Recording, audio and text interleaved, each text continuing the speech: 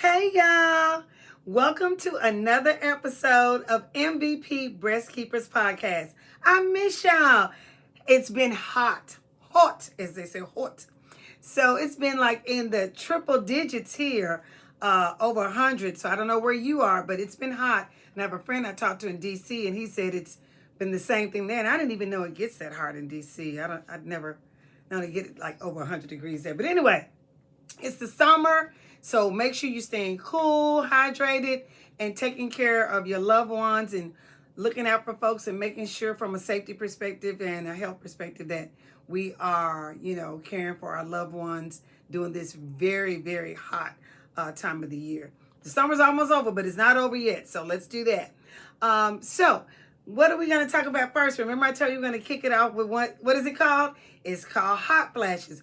Ladies, we know we all have hot flashes. So our word and term that we're going to use is hot flashes for our scoop when we start our podcast.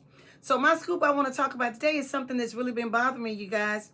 It's really been about our babies, our children that are coming up missing, our children they're being found hung from trees. And they have also been found in water and dying, like the Nolan Wells guy. It's just awful. And so I just wanted to talk about it, bring it to the forefront, and let's just, I did a little research about some additional people as well. So we all have heard about Nolan Wells. They're investigating that. That case is still open. Daniel Irvin and Tyler Smith. These are three people that have been found in bodies of water, three males that are African-American this year. I'd not heard about the other two, but I wanted to bring it to the forefront. It's something we've got to find out what's going on. Also, there have been a number of people reported hanging from trees. And then they say it's no foul play. How is it no foul play? And you say that in the beginning when people are found hung from trees. They can't do that on their own.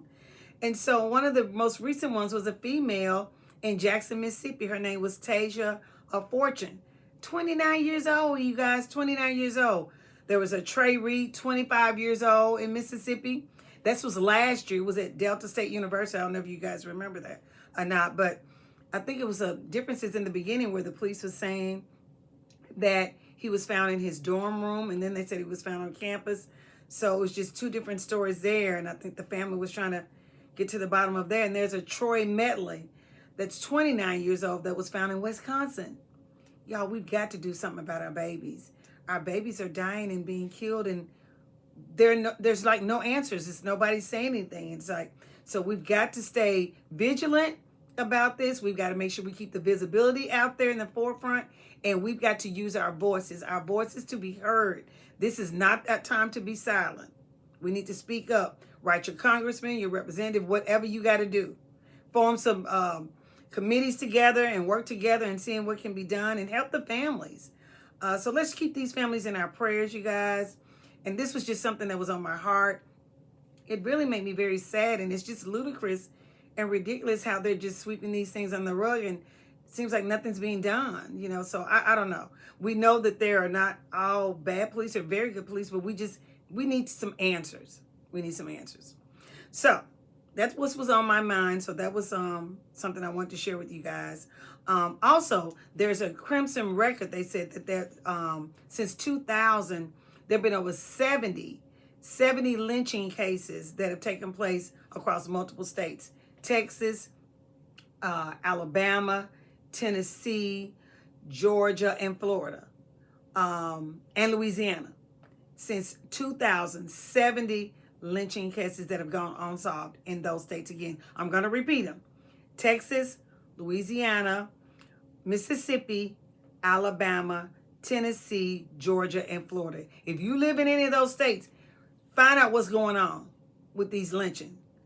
Okay, now I want to switch to something on a positive note, because that's from a sad to a positive note.